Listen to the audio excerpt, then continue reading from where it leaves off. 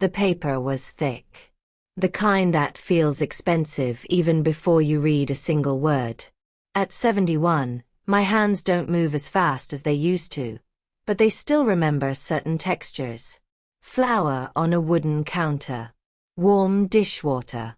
The soft worn sleeve of a sweater I've owned longer than my daughter has been alive. And now, this invitation. Heavy ivory, edged in a pale gold I would have called champagne back when I still pretended little things didn't matter. I was standing in my kitchen in Portsmouth, New Hampshire, with the afternoon sun slanting across the sink and the smell of lemon dish soap hanging in the air. The kettle clicked off behind me. The radio, low. A neighbor's dog barked once, then stopped, like even it knew to hush. I turned the envelope over and over like it might confess something if I held it long enough. It had my address typed neatly, but it didn't have my name. Not on the front. Not inside. Not anywhere. For a moment, my mind tried to protect me. It offered harmless explanations the way it always had. Maybe the printer made a mistake. Maybe they're sending a separate one. Maybe it's tucked in with the details card and you missed it. Just breathe, Ruth. Yes. Ruth. That's my name. And the day I realized my name had been erased from my own daughter's wedding invitation, something inside me went very still. Not angry at first. Not loud. Just quiet. The kind of quiet that comes right before a storm, when the birds stop singing and the air feels too tight in your lungs. Before I go any further, tell me where you're watching from. I mean that. I've always been comforted knowing there are people out there, somewhere, listening. And if you've ever loved someone so much you kept giving even when it hurt, go on and tap the like button for me. It helps more than you think.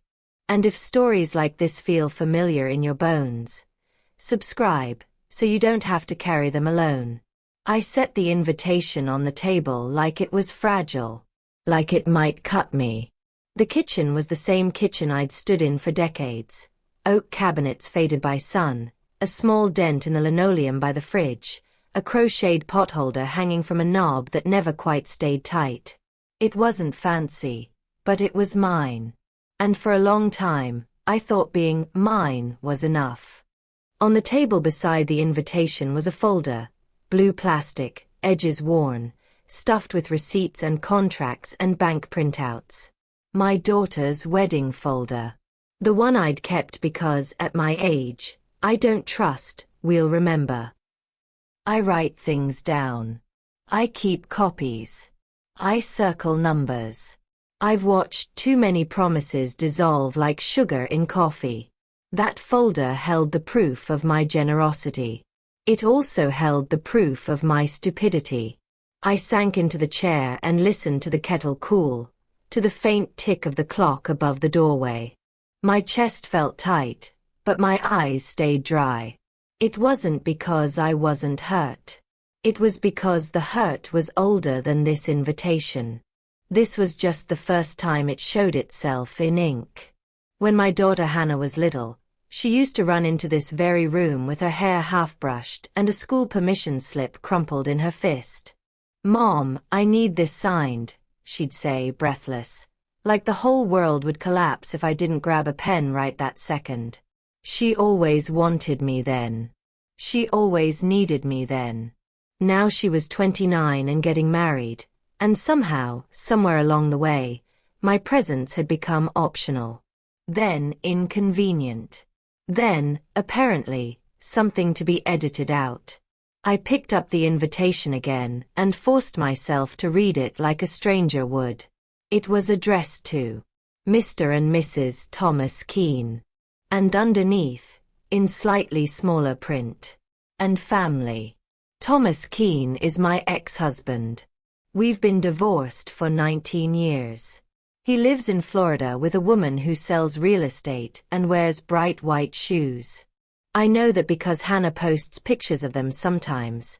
Thomas and his Linda, smiling on a boat, Hannah squeezed between them like she's always belonged there. And family. That was me.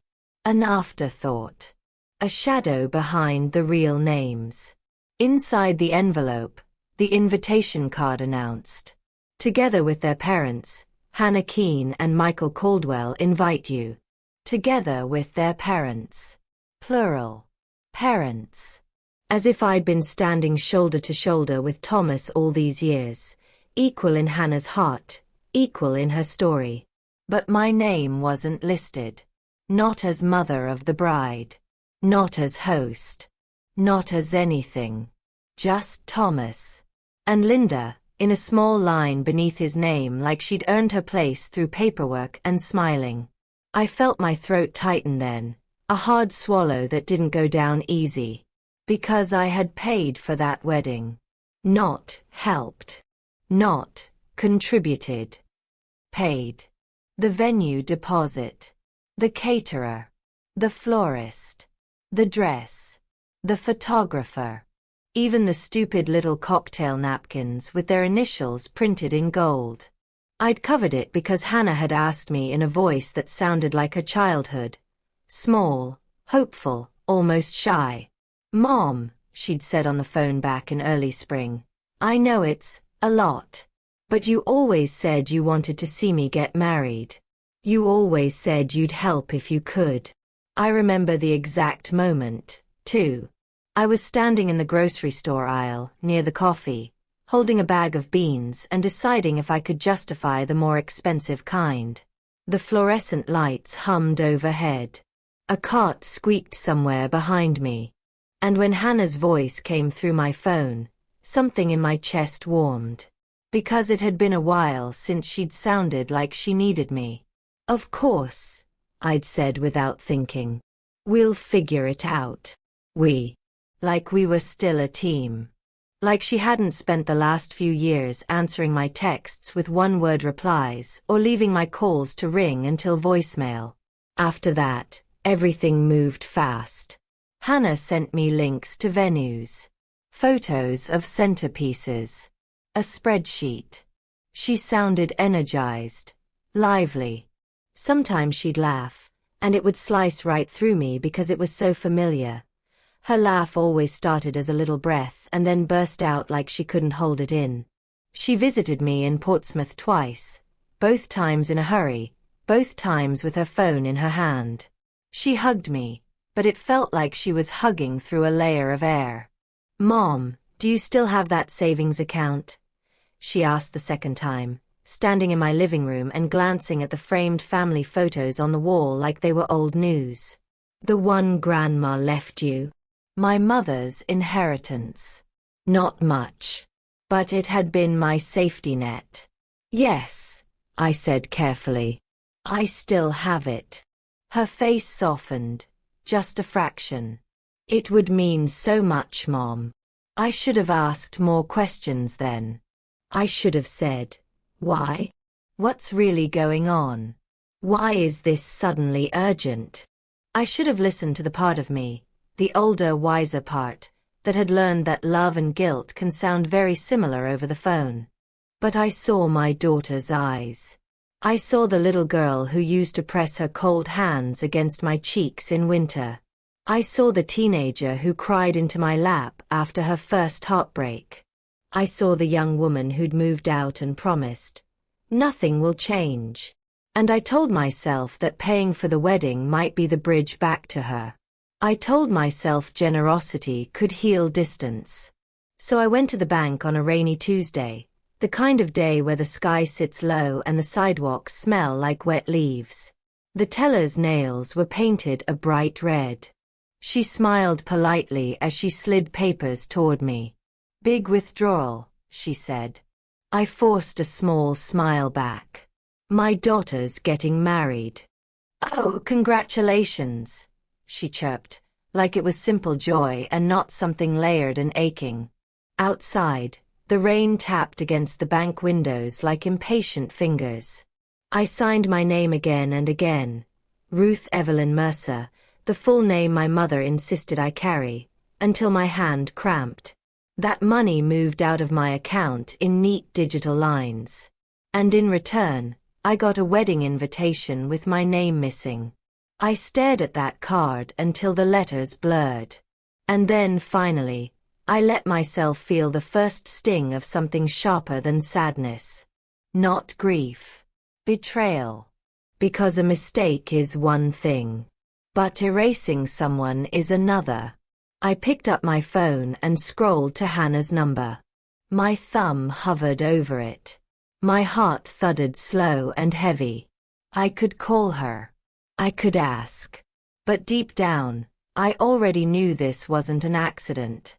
This was a decision. Made by someone. And the worst part was, I didn't know if that someone was my daughter. Or if my daughter had been guided there by a hand I trusted. The clock ticked on. The house stayed quiet. And in that quiet, the past began to rise. Little moments I'd dismissed, little silences I'd ignored, little changes in Hannah that I'd explained away because it hurt too much to think the truth. Sometimes, when you're a mother, you become an expert at making excuses for the people you love, even when they don't deserve them. I didn't call Hannah that day. I tell myself now that it was wisdom, restraint, maturity. But if I'm honest, and at 71, honesty is the only thing I still owe myself, it was fear. Fear that if I heard her voice, I would either beg or explode. And I had spent my whole life trying not to be either of those women. So I cleaned the kitchen instead. I wiped the counter twice. I rinsed an already clean mug. I folded a dish towel into neat, unnecessary squares. The invitation stayed where it was, flat on the table, like an accusation I couldn't yet look directly in the eye. By evening, the light had shifted. The sun dropped low, casting long shadows across the floor, turning the gold trim on the invitation darker, almost brassy. I finally slid it back into the envelope and tucked it into the blue folder with the receipts. That folder felt heavier than it should have. The next morning, I woke early, too early. The kind of waking where your eyes snap open and your body knows before your mind does that something is wrong. The house was still, wrapped in that pale dawn quiet. I lay there listening to my own breathing, slow and uneven, and thought of all the mornings Hannah used to climb into my bed after a bad dream. "Stay with me," she'd whisper. I always did. Over coffee, I decided to do something I'd avoided for years. I called my sister. Margaret lives 2 towns over, in a tidy colonial with white shutters and a flag out front no matter the season. She's 3 years younger than me and has always been practical to the point of bluntness. Where I soften, she sharpens. Where I assume the best, she asks uncomfortable questions. She answered on the 3rd ring. "Ruth." "Yes. It's me." "Well, who else would it be?" she said lightly, then paused. "You sound tight. Everything okay?" I hesitated. Then I said it. "Hannah sent the wedding invitation." "Oh," Margaret said. "That's good, isn't it? She didn't put my name on it." Silence stretched across the line. Not the distracted kind. The attentive kind. "What do you mean?" Margaret asked slowly. "I mean my address is there. But it's addressed to Thomas and his wife. And inside, it says, together with their parents. But only his name is listed." Another pause. I could hear Margaret breathing, could picture her standing in her kitchen with her hand on her hip, eyes narrowing the way they always did when something didn't add up. "That's odd," she said carefully. "Yes. And you paid." "For most of it," I finished. "Almost all." Margaret let out a breath that wasn't quite a sigh. "Ruth." I waited. "Have you asked her about it?" "No." "Well," she said, voice firm now, "you should." I stared into my coffee, now lukewarm. What if it wasn't her idea? Margaret didn't answer right away. When she did, her voice was softer. "You mean Thomas?" Or Linda. Or someone else entirely. I don't know, I said. But things have felt off for a while. They had. If I'm honest, they had for years. After the divorce, Hannah had stayed mostly with me. Thomas was present in the way some men are. Holidays, birthdays, phone calls that ended with promises to do better next time. But as Hannah got older, something shifted. Thomas remarried Linda, who had a way of speaking that always sounded reasonable, even when it wasn't kind. She just wants what's best for Hannah, Thomas used to say whenever Linda's opinions crept in. Where Hannah should live. What kind of job she should take. How often she should visit. How involved I should be. At first, it was subtle. A missed lunch. A rescheduled visit. Then comments started slipping through. Linda thinks it's confusing for Hannah, Thomas once said, clearing his throat. You know. With you and me not together anymore. Confusing. As if love had an expiration date. As if being her mother was a role that could be rotated out once another woman took a seat at the table. I'd pushed those thoughts aside for years because acknowledging them meant acknowledging how little control I had over my own place in my daughter's life. Margaret cleared her throat. Ruth, listen to me. I love you. But you've been accommodating. Too accommodating. I flinched, even though she wasn't wrong. You always think if you give a little more, if you're a little quieter, things will smooth out. I just didn't want to cause problems, I said. And now look, she replied gently. There's a problem anyway. Only this time, you're the one being erased. That word again. Erased. After we hung up, I sat at the table for a long time. The clock ticked. A car passed outside. Life moved on with or without my permission. By afternoon, I knew I couldn't stay silent any longer. Silence had gotten me here. I dialed Hannah's number and forced myself not to hang up when it rang. She answered on the 5th ring. Hey, Mom. Her voice was bright, practiced. Like she was already bracing. I got the invitation, I said. Oh, good, she said quickly. Isn't it pretty? It is, I replied. But, Hannah, my name isn't on it. There it was. Out in the open. Hanging between us. Another pause. Shorter this time. Too short. Well, she said, carefully choosing each word. It was just a formatting thing. You know how these companies are. I closed my eyes. Hannah, I said quietly, your father's wife is listed. Silence. I could hear something in the background. Music, maybe, or traffic. Her life continuing while mine stood still. Finally, she said, Mom, can we not do this right now? That hurt more than if she'd yelled. Do what? I asked. Make it a thing, she replied. It's not personal. But it was. And somewhere deep in my chest, something shifted, not into anger yet, but into clarity. Because when someone tells you something isn't personal, it usually means they've already decided your feelings are manageable. And mine, apparently, were. I'm not trying to make it a thing, I said, keeping my voice even. I could hear my own restraint, polished by years of practice. I just want to understand. There was a sigh on the other end of the line. Not tired. Annoyed. Mom, Hannah said, this is already stressful. The wedding planning, Michael's family, the guest list, it's a lot. I know, I said. That's why I've tried not to interfere. Another pause. I imagined her pinching the bridge of her nose the way she used to when she was overwhelmed. A habit she picked up in college, during finals week, when she'd call me late at night and talk herself through panic while I listened.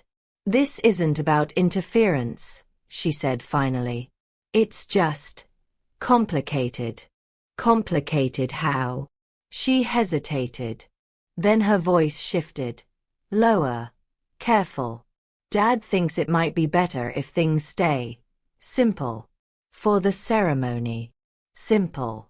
I felt something cold settle behind my ribs. And simple means what? I asked. Well, she said, with divorced parents, it can get awkward. Seating. Introductions. Pictures. Linda's been through this with her sister's wedding. She says it can get messy. So there it was. Linda. I leaned back in my chair and stared at the wall, at a faint scuff mark near the lights which I'd never bothered to repaint. My whole body felt tired in a way sleep doesn't fix. Hannah, I said slowly, I'm your mother. I know, she replied quickly. Too quickly. Of course I know that. Then why does it feel like I'm being treated like a complication? She didn't answer right away. When she did, her voice was tight. You're not. You're just sensitive. Sensitive. That word has followed me my whole life. Usually from people who benefit from my silence. I paid for the wedding, I said. Not accusing. Just factual. I never asked you to, she shot back. I swallowed. You did. In your own way. That was your choice, Mom. Yes, I said. Because I thought it meant I was included. Not just financially. Her breath came out sharp. You are included. Then why isn't my name on the invitation? Silence again. Longer this time. Heavy. Finally, she said, Dad thought it would look better this way. There it was. The truth. Finally unclothed. Something inside me cracked. Not loudly, not dramatically. Just a quiet fracture, the kind that changes how weight is carried from that point on. Does he know I paid for it? I asked. Yes. And he still thought this was appropriate? Another pause. Then softer. He thinks it's generous of you to help. Generous. Like I was a donor. A sponsor. Not a mother. I closed my eyes and breathed through my nose the way my doctor once taught me. In for 4. Out for 6. Keep your voice steady. Hannah, I said, do you want me at your wedding? The question landed between us like something fragile. Yes, she said, but there was a beat too many before the word. Of course I do. Then why does it feel like I'm being asked to make myself smaller to make others comfortable? Her voice wavered then. Just a little. I'm trying to keep the peace. I'd heard that phrase before. Said it myself more times than I could count. I understand wanting peace, I said. But peace that requires one person to disappear isn't peace. It's control. She didn't respond. After a moment, I added, gently, Hannah, I've spent a lot of my life stepping back so other people could step forward. I did it in my marriage. I did it after the divorce. I did it so you wouldn't feel torn between two households. I did it so you could love your father without guilt. My voice trembled then, just slightly. But I won't do it anymore if it means pretending I don't exist. Her breathing was uneven now. I could hear it through the phone. Mom, she said quietly, I didn't mean for it to hurt you like this. I know, I replied. And I did. That might have been the hardest part. After we hung up, I sat in the same chair for a long time. The house felt different. Like it was waiting to see what I'd do next. That evening, I took out the blue folder again. I spread the receipts across the table, smoothing them with my palm. Numbers stared back at me. Dates. Signatures. Proof. I wasn't angry yet. I was thinking. Because for the first time, I wasn't asking how to fix things. I was asking what I was willing to tolerate. Let me ask you something, just for a moment. Have you ever kept the peace so long you forgot where you ended and everyone else began? Tell me in the comments. I read them. Truly. The next day, I called the venue. The woman on the phone was polite, professional. She confirmed the booking, the balance, the name on the account. Mine. I thanked her and hung up. Then I called the caterer. Then the florist. Each call grounded me further in reality. In truth. In the fact that generosity does not mean powerlessness unless you allow it to. By the time the sun went down, I knew I couldn't keep pretending this was a misunderstanding. It was a choice. And now so was mine. I didn't sleep much that night. Not because I was crying, those tears came later, but because my mind kept returning to the same question, turning it over like a stone in my pocket. What does respect look like at this age? Not imagined respect. Not hoped for respect. Real respect, the kind you can feel in your body when it's present, and notice immediately when it's gone. By morning, I had an answer. I called Hannah again just after 9. I knew she'd be awake, likely juggling emails and fittings and decisions that felt urgent now but would blur together later. Mom, she said, cautious. I need you to listen, I replied. Not react. Just listen. She didn't say yes, but she didn't interrupt either. I've spoken to the vendors, I continued. The venue. The caterer. The florist. All of them. Her breath caught. I heard it clearly this time. Why would you do that? She asked. Because I needed to understand where I stand, I said. And now I do. Silence. I paid for this wedding because I believed I was helping my daughter begin her marriage feeling supported by both her parents. I went on. Not because I wanted leverage. Not because I wanted control. But because I wanted inclusion. She exhaled shakily. Mom, are you threatening to pull out? I'm not threatening anything, I said calmly. I'm setting boundaries. That word again. Boundaries. It had always sounded harsh to me when other people used it. Cold. Selfish. But now it felt steady. If my name cannot appear as your mother on the invitation, I said, then I will no longer appear as the financier behind the scenes. Her voice rose then. You can't do this now. It's weeks away. I know. This will embarrass Dad. I closed my eyes. There it was. The heart of it. And what about me? I asked. Who's been embarrassed quietly for years? She didn't answer. I'm not asking you to choose between parents, I said. I never have. I'm asking you to acknowledge that I am one. A long pause followed. When Hannah spoke again, her voice was smaller. Dad says you're overreacting. I smiled sadly. Of course he does. After we hung up, I sat with the phone in my lap, my hands trembling. Not from fear this time, but from the release of something I'd held too tightly for too long. That afternoon, Thomas called. He hadn't called me directly in years. Not unless it was about logistics. This time, his number flashed on my screen like a ghost. Ruth, he said without preamble. What are you doing?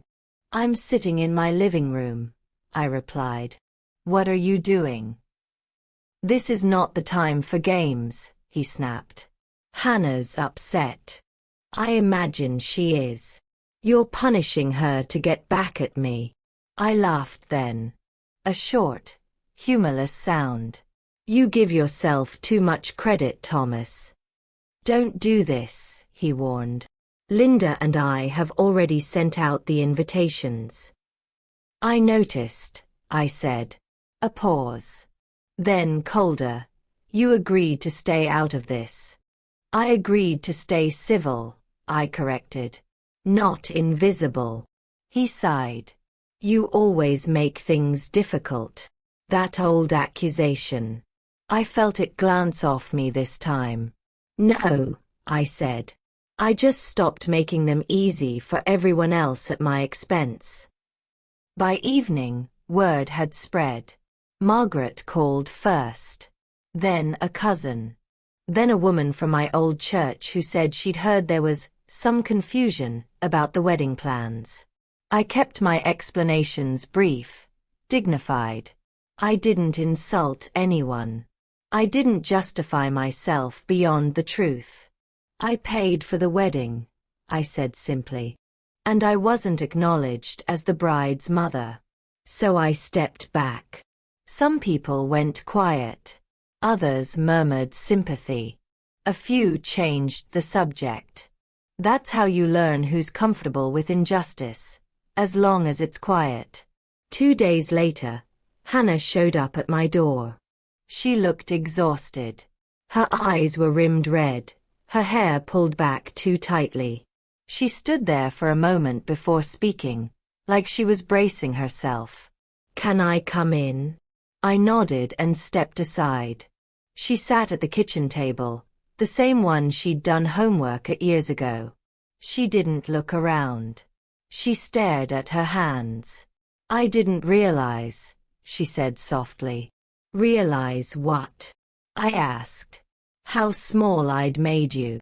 The words landed gently but firmly. Dad kept saying you wouldn't mind, she continued. That you'd understand.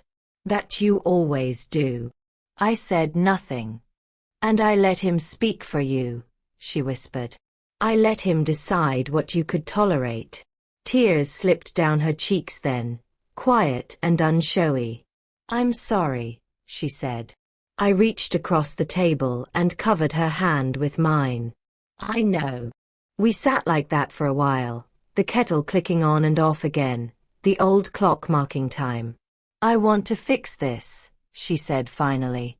There are some things you can't fix, I replied. Only change going forward. She nodded. The invitations, she told me, would not be reprinted. Too expensive. Too late. But she wanted me there. Truly there.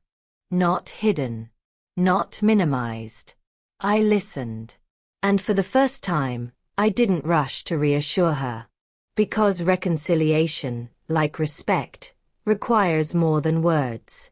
It requires follow-through. I told Hannah I needed time. Not days. Not weeks. Just time enough to sit with the truth without rushing to soften it. That was new for both of us. She nodded, wiped her face, and left quietly, closing the door the way she used to when she was a teenager, trying not to wake me late at night. I stood in the hallway long after her car pulled away, my hand resting against the wall, feeling the faint vibration of the house settling around me.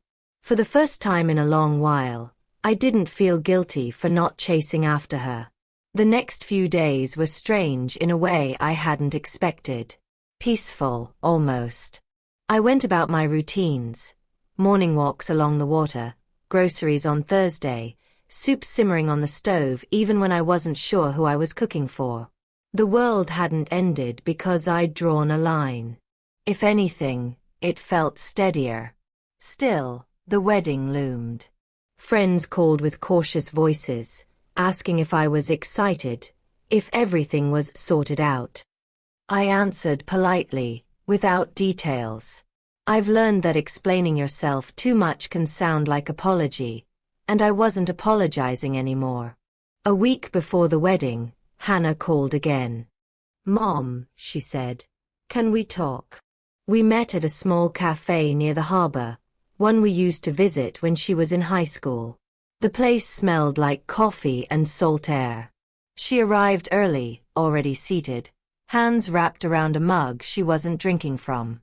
She looked up when I walked in, and for a moment I saw the little girl again. Then it passed. I spoke to Dad, she said as soon as I sat down. I waited. I told him you would be introduced as my mother, she continued. At the ceremony. At the reception. Everywhere. And I asked. He wasn't happy, she admitted. Linda wasn't either. I stirred my coffee slowly. I imagine not. But I told them this isn't a negotiation, she said.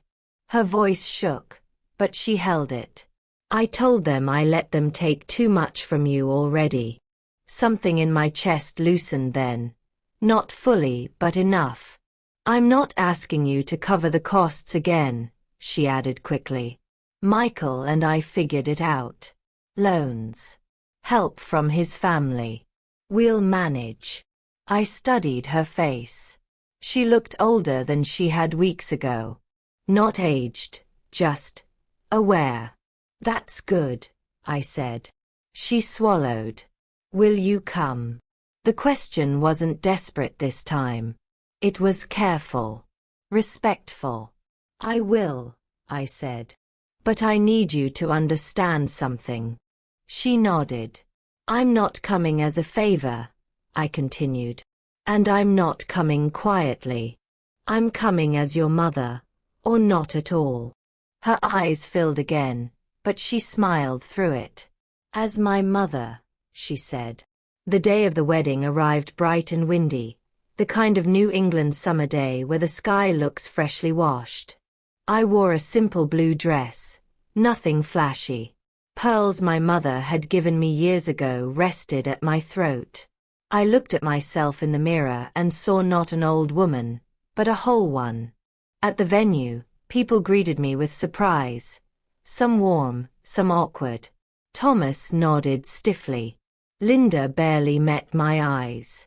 I let it be. When the ceremony began, the officiant welcomed everyone and spoke Hannah's name.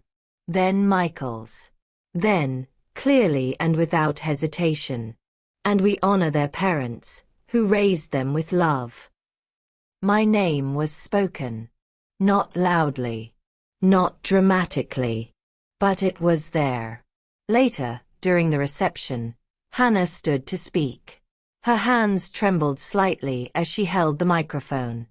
I want to thank my mother, she said, voice steadying as she went on, for teaching me what strength looks like when it's quiet, and what love looks like when it finally chooses itself. People clapped. Some looked toward me. I didn't stand. I didn't wave. I just sat there, breathing, letting the moment be enough. That night, back in my quiet house, I took off my shoes and sat on the edge of the bed. I felt tired in my bones, but not hollow, not erased. I had learned something late in life, but not too late. That generosity without respect is just slow self-erasure. And that love doesn't require disappearance. I wonder sometimes what I would tell my younger self, the woman who kept shrinking to keep the peace. Maybe I'd tell her this. You don't have to vanish to be loved. The weeks after the wedding were quieter than I expected. Not empty, just settled. Like dust finally resting after furniture has been moved too many times in one room. I woke up each morning and made my tea the same way I always had, but something in my posture had changed. My shoulders sat differently. My breath came easier. Hannah called more often. Not every day. Not out of obligation. But with questions. Real ones. Mom, how did you decide when enough was enough? She asked once. I smiled at the phone. I didn't, I said. I felt it in my body before I could name it. She laughed softly. That sounds like you. Thomas didn't call again. Linda sent a brief thank you note after the wedding. Polite, distant, careful. I read it once and set it aside. Some bridges don't need rebuilding. Some just need firm borders. I returned the unused checks to the folder and tucked it into the back of the cabinet. Not as evidence. As a reminder of what I'd given and what I'd finally kept. Life went on. I volunteered twice a week at the library. I replanted the window box with late summer flowers. I learned, slowly, how to enjoy my own company without mistaking it for loneliness. There's a difference, I've found. Loneliness feels like absence. Solitude feels like space. One afternoon, Hannah came by unannounced. She stood in the doorway with a small bag of groceries and an uncertain smile.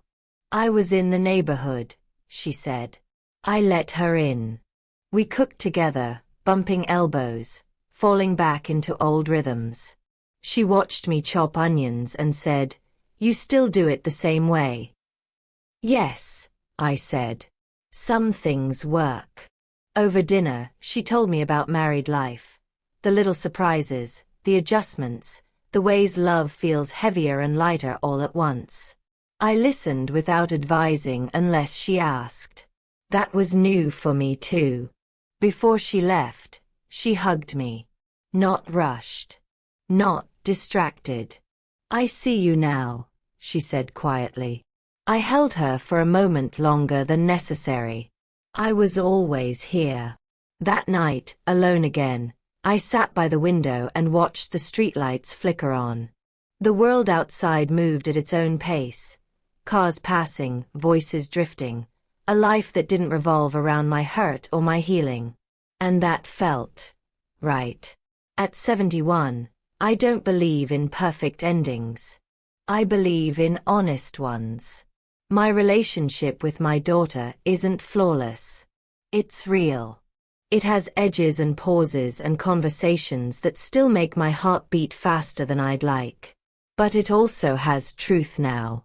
And truth, I've learned, is steadier than harmony built on silence. I think often about the years I spent shrinking, thinking that love meant flexibility, endurance, disappearance. I don't judge that woman anymore. She did the best she could with what she knew. But I wouldn't ask her to do it again. If there's one thing age has given me, it's the courage to take up the space I've already earned. So if you're listening to this and feeling that familiar tightness in your chest, the one that comes from being understood but not respected, hear me when I say this. Generosity should never cost you your name. Before we part, let me ask you something gently, the way life finally asked me. If you were me, would you have made the same choice? Before I go, let me leave you with this. Not as advice, not as instruction, just as something to sit with. For a long time, I believed love was proven by how much I could endure quietly. By how often I swallowed my feelings so others wouldn't feel uncomfortable. I thought being a good mother meant being endlessly flexible, endlessly forgiving, endlessly available, no matter the cost to myself. But what I learned, late but not too late, is that love doesn't ask you to disappear. It asks you to arrive honestly. When I finally spoke up, I didn't lose my daughter. I didn't destroy her happiness. I didn't turn into the villain I was so afraid of becoming. What I lost was the version of myself who believed her worth depended on being agreeable. And what I gained was something steadier than approval. Self-respect. If you're listening to this while sitting in your kitchen, or driving home after a long day, or lying awake beside someone who doesn't quite see you anymore, I want you to know this.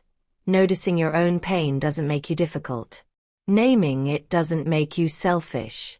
And protecting yourself doesn't mean you love less. It means you love honestly. If this story felt familiar, if it stirred something you've been carrying quietly, you're not alone. You can share where you're watching from, or simply say, "I understand." Sometimes that's enough. And if you'd like to hear more stories like this, stories about ordinary people finding their voice later than expected, you're welcome to stay. Subscribe if it feels right. There's no pressure here. I'll leave you with the same question life finally asked me. What would you tell your younger self if you knew she was listening now?